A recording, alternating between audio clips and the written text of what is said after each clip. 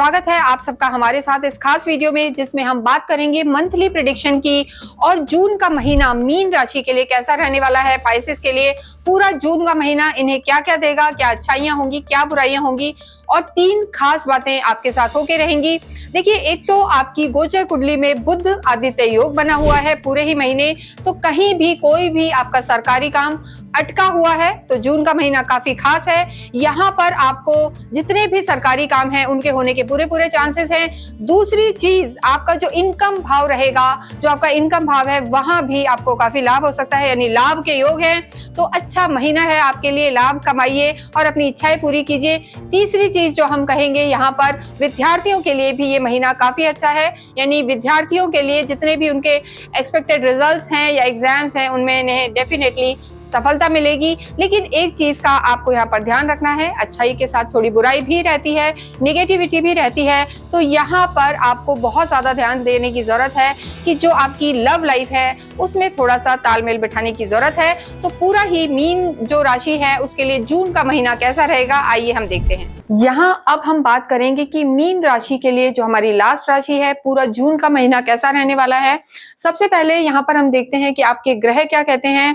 देखिए, first house में आपके शनि विराजमान है, 7.5 चल रही है आप पे, 7.5 का सेकंड फेज है, 29 मार्च से शनि यहाँ पर हैं। सेकंड हाउस में आपके जो है शुक्र विराजमान है, थर्ड हाउस में आपके बुध आदित्य योग बना हुआ है। जैसा हमने कहा था कि बुध आदित्य योग बना हुआ है, जिससे आपके बहुत सारे काम होने वाले हैं, पराक्रम फील करेंगे, स्ट्रॉन्ग रहेंगे आप। फोर्थ हाउस में गुरु विराजमान है, पंचम में आपके मंगल हैं, जो कहीं ना कहीं आपके लव लाइफ को डिस्टर्ब कर रहे हैं। मंगल पंचम में विराजमान है, छठे हाउस में केतु हैं, और पूरे ही ग्रहों की जो स्थिति है, यानी 12th हाउस में आपके राहु हैं, और जो आपकी राशि भी है आखिरी नंबर की राशि है 12th नंबर की। अगर हम कालसर्प दोष देखें तो यहाँ पर पूरा बन रहा है, राहु और केतु के बीच में सारे ग्रह आ गए हैं। तो उठा पटक तो जो हम कहेंगे जून के महीने में पूरी रहने वाली है। देखिए, मीन राशि के लिए अगर हम देखें तो जो आपके लॉर्ड हैं गुरु होते हैं। गोचर के आधार पर ये हमने चार्ट आपका बताया है, लेकिन आपकी खुद की कुंडली भी बहुत मैटर करती है, यानी आपकी कुंडली में ग्रह कैसे रहेंगे इस पर भी बहुत कुछ निर्भर करता है। अगर आपको नहीं पता कि आपकी राशि कौन सी है तो आप कुंडली खोलें और देखें कि चंद्रमा कहाँ पर है। जहां आपके चंद्रमा है वहां नंबर 12 लिखा है, तो आप मीन राशि के हैं और ये वीडियो आप ही के लिए है। सबसे पहले यहाँ पर हम बात करेंगे आपके स्वास्थ्य की, कि स्वास्थ्य आपका कैसा रहेगा। देखिए, स्वास्थ्य के लिए हम हमेशा आपकी लगन को सबसे पहले देखते हैं। लगन यानी फर्स्ट हाउस, यहीं से आपकी मेंटल स्ट्रेंथ, फिजिकल स्ट्रेंथ पता लगती है कि आपकी इम्यूनिटी कैसी है और ओवरऑल आपके ग्रह क्या कहते हैं। तो देखिए, शनि विराजमान है और जून के महीने में अगर हम बात करें तो केतु भी आपके छठे घर में है। तो यहाँ पर ओवर थिंकिंग जरूर नजर आ रही है, यानी कहीं ना कहीं सोच बहुत ज्यादा है। जब भी चंद्रमा शनि से कनेक्ट होते हैं, चाहे ढैया हो 7.5, तो ये चीज रहती है। लेकिन जून के महीने की अगर हम बात करें तो ग्रह जो है यहाँ पर सबसे पहले बुध का राशि परिवर्तन होगा। बुध अभी आपके पराक्रम में है, बाद में केंद्र में आ जाएंगे, और उसके बाद मंगल की स्थिति देखें, जो हमने बताया नीच के चल रहे हैं, तो ये भी आपके जो है छठे घर में आ जाएंगे। हालांकि अपना नीचत्व छोड़ देंगे, लेकिन स्वास्थ्य की दृष्टि से अगर हम देखें तो छठे घर में मंगल का होना बहुत ज्यादा अच्छा नहीं है। आपके बीपी को डिस्टर्ब कर सकता है, आपको जो हम कहेंगे बॉडी में पेन दे सकता है, और कहीं ना कहीं यहाँ पर जो सूर्य की भी स्थिति है, थोड़ा आंखों की भी समस्या यहाँ पर नजर आ रही है, यानी इन्फेक्शन वगैरह हो सकता है। वेदर भी ऐसा है, तो इन चीजों का आपको पूरे ही जून के महीने में ध्यान रखना है। लेकिन ये स्थिति शुरू में ज्यादा रहेगी, यानी जो शुरू के 15 दिन है वो बहुत ज्यादा स्वास्थ्य की दृष्टि से अच्छे नजर नहीं आ रहे हैं। सूर्य का हालांकि थर्ड हाउस में होना आपके मन को तो स्ट्रांग रखेगा, आप कॉन्फिडेंट रहेंगे, लेकिन यहाँ पर थोड़ी सी एलर्जीज होने की संभावना है, और बॉडी में पेन या एनर्जी जो हम कहेंगे थोड़ा सा आप कम फील करेंगे। तो ओवरऑल बहुत ज्यादा दिक्कत यहाँ पर नजर नहीं आ रही है, एक नॉर्मल मिला जुला असर रहने वाला है। और देखिए, शनि जब लगन में होते हैं तो कहीं ना कहीं थोड़ा सा मानसिक तनाव तो देते हैं, वो आप जानते ही हैं। तो उनको कैसे आपको हैंडल करना है, क्या रेमेडीज फॉलो करनी है, ये हम आपको ये बताएंगे एंड में, तो आप जुड़े रहें हमारे साथ। नेक्स्ट हम बात करते हैं आपकी लव लाइफ की। देखिए, जो 5th हाउस होता है कुंडली का, पंचम जो भाव होता है, काल पुरुष की कुंडली से 5th हाउस से लव लाइफ को देखा जाता है, आपकी जो हम कहेंगे भावनाओं को देखा जाता है, इमोशंस को देखा जाता है। यहाँ शुरू में ही आपके यानी 7 तारीख तक नीच के मंगल विराजमान है। जैसे हमने जो शुरू में भी आपको कहा था कि कहीं ना कहीं आपकी जो लव लाइफ है थोड़ी सी डिस्टर्बेंस उसमें रह सकता है, डैमेज हो सकती है अगर आप उसका ख्याल नहीं रखेंगे। तो धैर्य रख के चलें, गुस्से को कंट्रोल रखें तो आपकी चीजें बेटर रहेंगी, क्योंकि आपके यानी 5th हाउस के जो लॉर्ड हैं चंद्रमा है, और चंद्रमा हम कहते हैं मन के कारक होते हैं। कभी मूड बहुत अच्छा रहेगा, कभी खराब हो जाएगा। जब खराब है तो आप सामने वाले का भी खराब ही करेंगे, तो ये स्थिति यहाँ पर नजर आ रही है। तो यहाँ पर लव लाइफ को आपको संभालना है, गुस्से को कंट्रोल करना है, क्योंकि कहीं भी शनि की भी स्थिति ऐसी है। तो लगन में जब शनि होते हैं तो सोच बहुत ज्यादा दे देते हैं, क्वेश्चन मार्क हर चीज पे आता है, कहाँ थे, कहाँ गए थे, क्या हो रहा था। तो ये सब चीजें यहाँ पर पूरी तरीके से नजर आ रही है। तो लव लाइफ को संभालना है। जैसे ही यहाँ से मंगल हटेंगे, नीच के मंगल, तो थोड़ी सी लव लाइफ आपकी बेटर हो सकती है, उसमें सुधार हो सकता है, यानी 7 तारीख के बाद।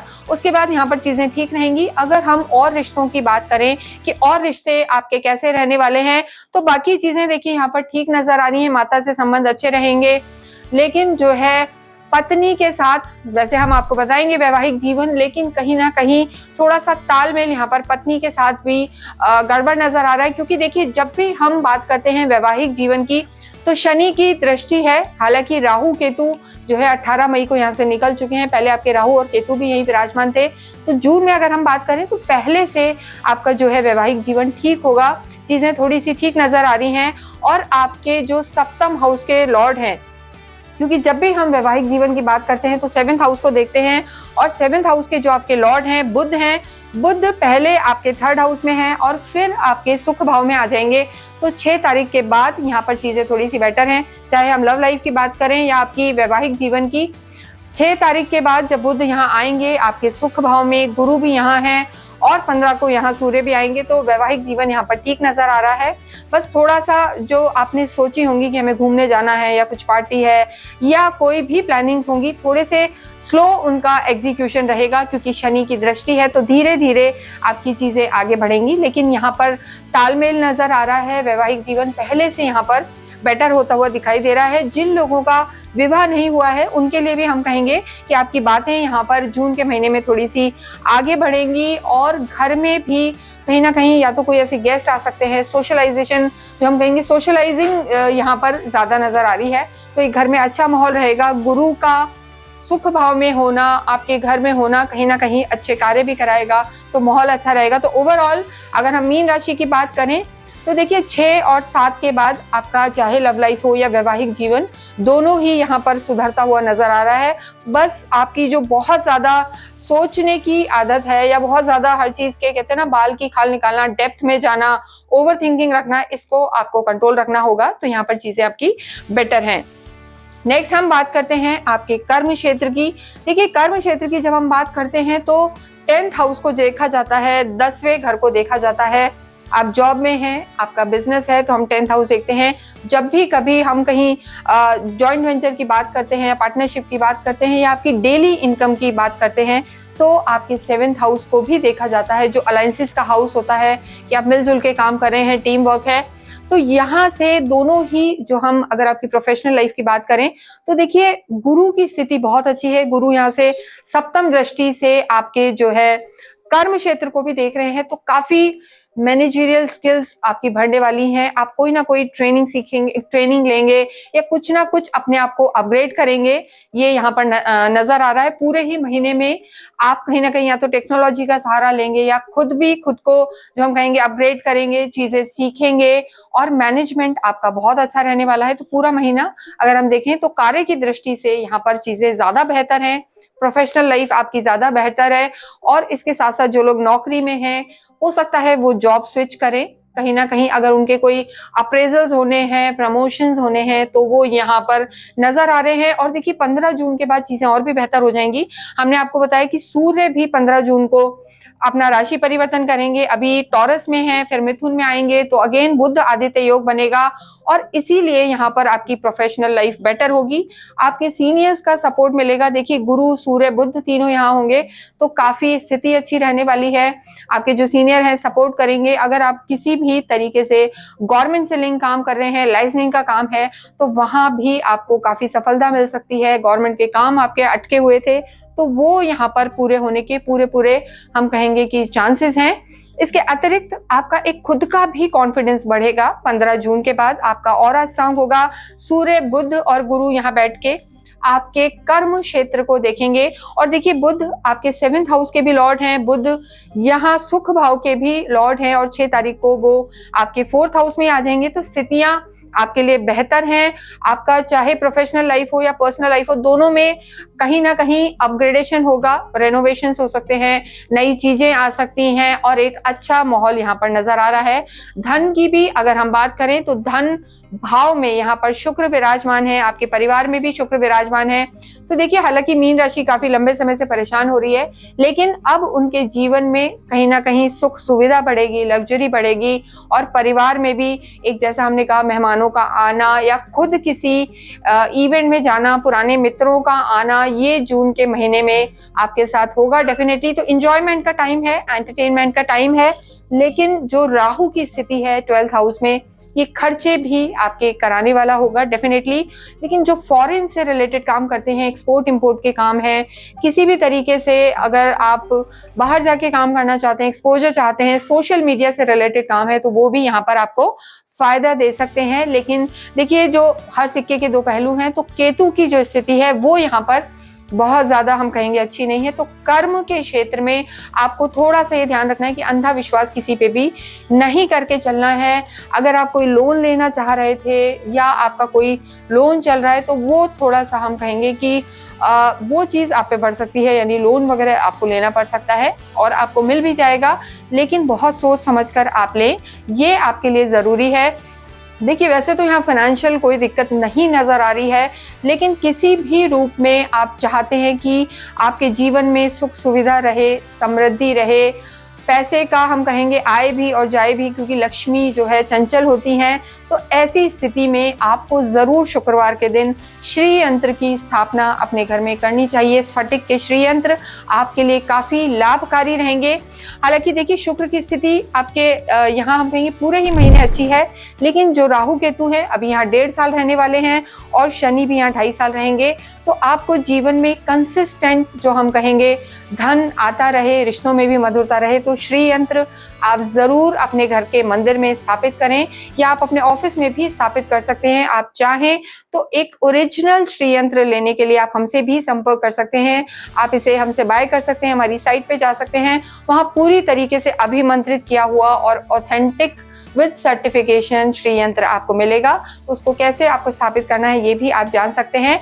तो अगर आप इस तरीके से श्री यंत्र लेते हैं, घर में विराजमान करते हैं, तो आप मान के चलें कि आपके जीवन में लक्ष्मी माँ की कृपा बनी रहेगी, समृद्धि रहेगी और मानसिक शांति भी रहेगी। तो ये था आपका कर्म क्षेत्र। इसके बाद हम नेक्स्ट बात करते हैं यहाँ पर विद्यार्थियों की। देखिए, विद्यार्थियों के लिए भी 5th हाउस ही देखा जाता है और यहाँ पर जैसे शुरू में आप जानते हैं कि मंगल विराजमान है, नीच के मंगल, और इन नीच के मंगल ने मीन राशि वालों को बहुत ज्यादा परेशान किया हुआ है। इनके धन भाव के भी स्वामी हैं, शुरू में स्थिति अच्छी नहीं है और कहीं ना कहीं आपकी लव लाइफ को भी डैमेज किया है। तो यहाँ पर हम आपको एक और चीज बताएंगे कि लव लाइफ तो आपकी बेटर रहे, वो डेफिनेटली हम चाहते हैं। स्टूडेंट्स के लिए भी समय अच्छा रहे, तो यहाँ आप 3 मुखी रुद्राक्ष जरूर धारण कर सकते हैं, क्योंकि देखिए, मंगल यानी वो मंगल की जो एनर्जी है उसको काफी पॉजिटिव करते हैं 3 मुखी रुद्राक्ष, और स्टूडेंट्स के लिए भी बहुत अच्छे होते हैं। तो अवश्य ही आप 3 मुखी रुद्राक्ष धारण करें। देखिए, यहाँ जो आपके पंचम भाव के लॉर्ड हैं चंद्रमा है, जो मन को चंचल रखते हैं, कभी मन इधर जाएगा कभी उधर जाएगा, पढ़ाई में कम लग रहा है, तो ऐसी स्थिति में आप चीजों में फोकस रहें, आपकी बुद्धि स्थिर रहे और रिजल्ट्स अच्छे रहें। इसके लिए आप 3 मुखी रुद्राक्ष धारण कर सकते हैं, अपने बच्चों को पहना सकते हैं और इसको भी आप हमारी साइट से ले सकते हैं, जो पूरी तरीके से एनर्जाइज किया हुआ है, अभिमंत्रित है और विद सर्टिफिकेशन है, तो ऑथेंटिक है बिल्कुल। ये धारण करने से बहुत ज्यादा प्रभाव पड़ेगा, क्योंकि देखिए, राहु आपके 12वें घर में है, केतु भी है, तो यहाँ मीन राशि वालों के लिए, हालांकि देखिए मंगल जो है परिवर्तित हो जाएंगे 7 जून को, उसके बाद चीजें थोड़ी सी बेटर होंगी, लेकिन जो आपके लॉर्ड हैं चंद्रमा है, तो चंद्रमा के लिए हमेशा जितना शिव आराधना हो और शिव जी का आशीर्वाद आपको प्राप्त हो, तो आप जरूर से रुद्राक्ष धारण करें। और हम आगे आपको बताएंगे कि आप मून के लिए क्या रेमेडीज कर सकते हैं या स्टूडेंट्स के लिए क्या रेमेडीज कर सकते हैं, तो आप जुड़े रहें। इसके साथ साथ नेक्स्ट हम बात करते हैं अध्यात्म की और आपके भाग्य की।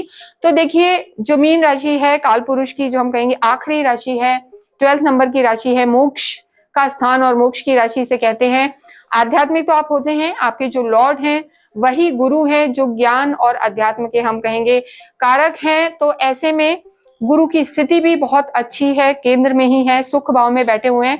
तो ओवरऑल यहाँ पर स्थिति आपकी बेटर है, आध्यात्मिक आप रहेंगे। आपके घर में जरूर हम कहेंगे जून के महीने में अध्यात्म बढ़ेगा, धार्मिक आयोजन हो सकते हैं। देखिए, सिर्फ जून की बात नहीं है, गुरु यहाँ अतिचारी रूप में 5 महीने रहने वाले हैं अक्टूबर तक, तो पूरे ही जून के महीने में आपकी स्थिति यहाँ पर बेटर रहेगी। धार्मिक यात्राएं भी यहाँ पर नजर आ रही हैं और ये आपके लिए काफी लाभकारी होगा। बात करें आपके भाग्य की, तो भाग्य के स्वामी जरूर देखिए, जैसा हमने बताया मंगल हैं और मंगल की स्थिति यहाँ पर वीक है। जो महीने की शुरुआत है उसका पहला हफ्ता है, तो महीने की शुरुआत में भाग्य आपका साथ नहीं दे रहा है, कर्म प्रधान आपको ज्यादा रहना है। लेकिन जैसे ही 8 तारीख के बाद जो स्थिति होगी, मंगल आपके 6ठे घर में आएंगे।